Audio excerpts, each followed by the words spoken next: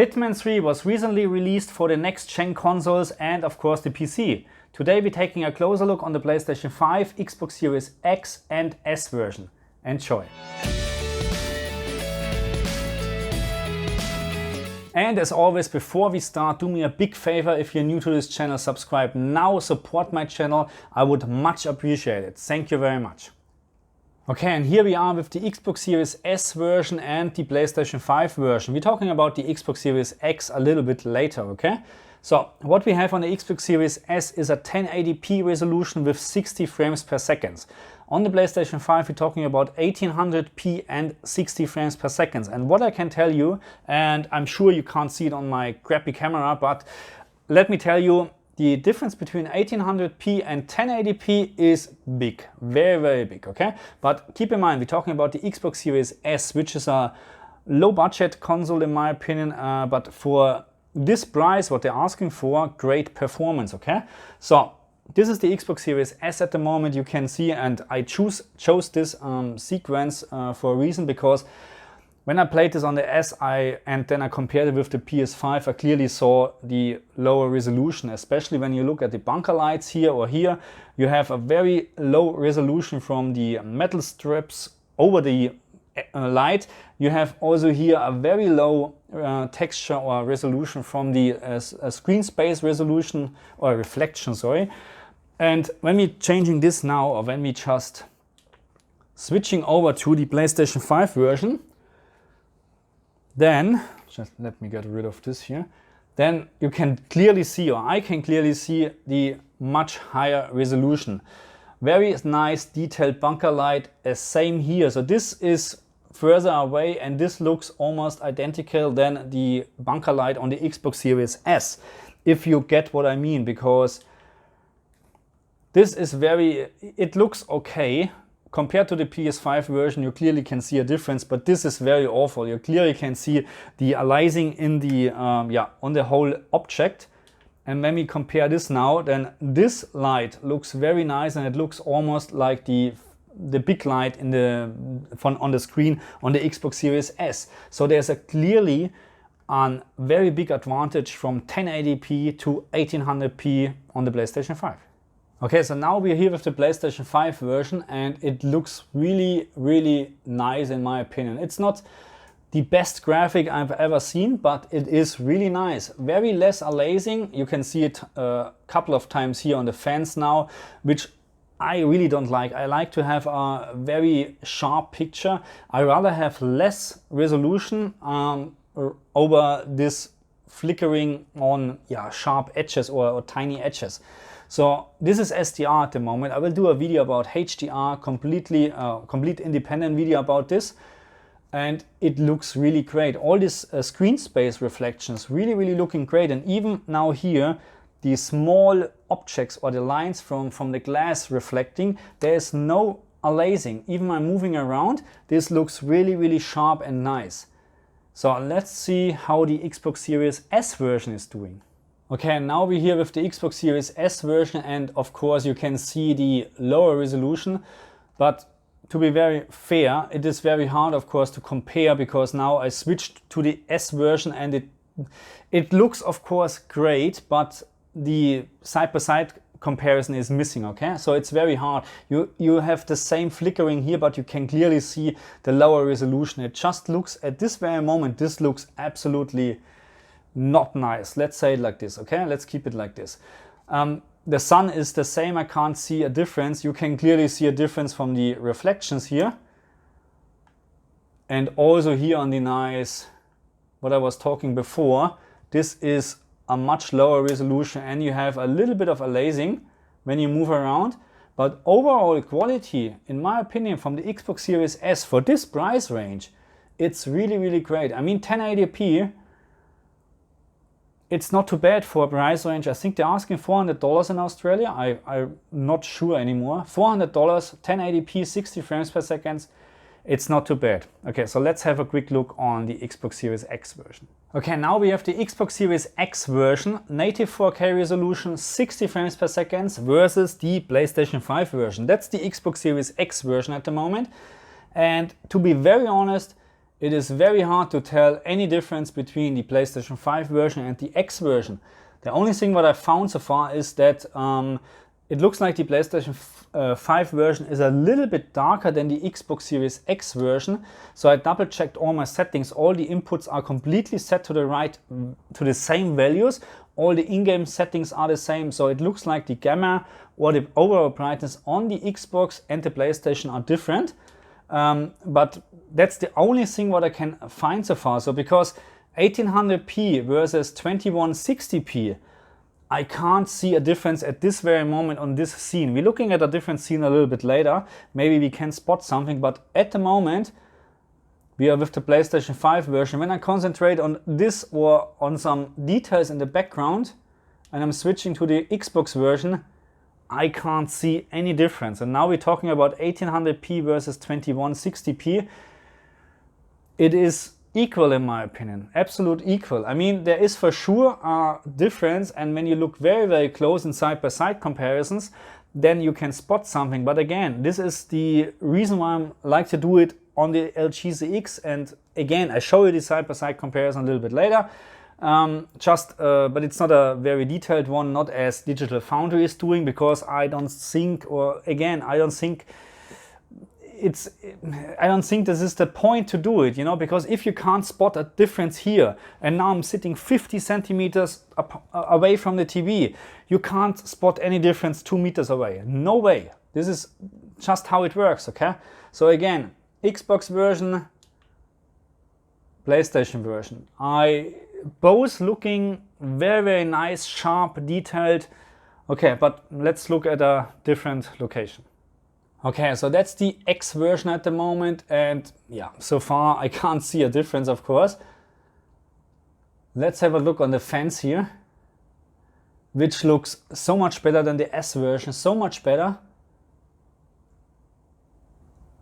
But so far, without a real side-by-side comparison, I would need another CX to have really a chance to see actually something.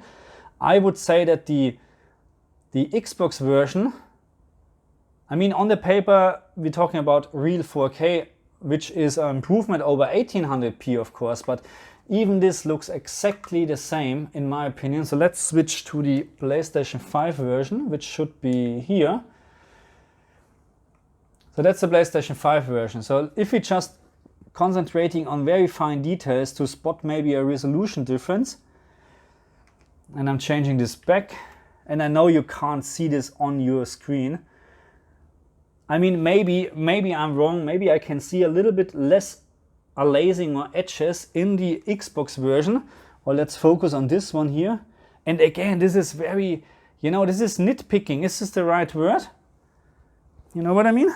This is just ridiculous if you do something like this. You know what I mean? Because it has no disadvantage or advantage for your gameplay at all, because if you can't spot a difference from 2 meters away, then there is no difference, full stop. And maybe, yes, maybe you have a little bit more edges on the fine details here on the PlayStation 5 version over the Xbox version. Yeah, but maybe we need to look at this with a microscope maybe. You know, again, PlayStation 5 version 1800p, Xbox XX version native 4K, but to be very honest, also on this location at this moment, I can't see a difference. And again, I'm sitting 50 centimeters away from the TV.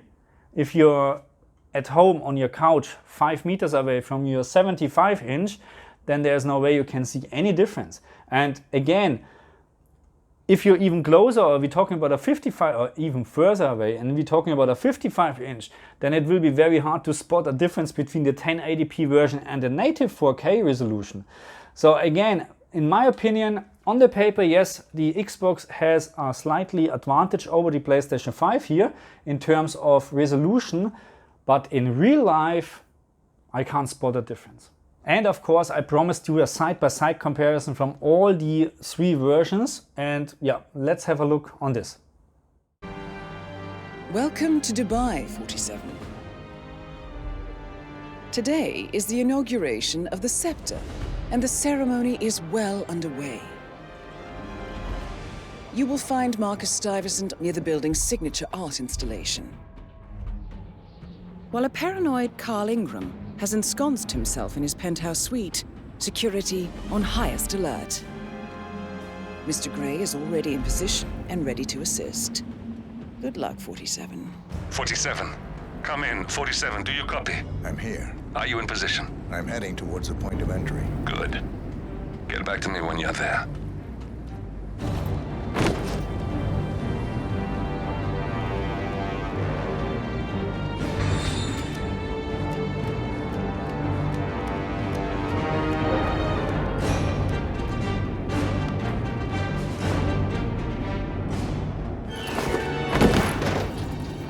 Locked.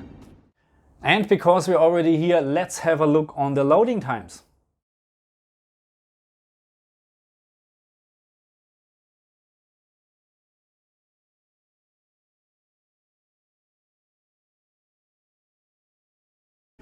Okay, let's talk about the controls, and the controls are very easy in my opinion, so there's not much what you have to learn if you played a couple of games so far.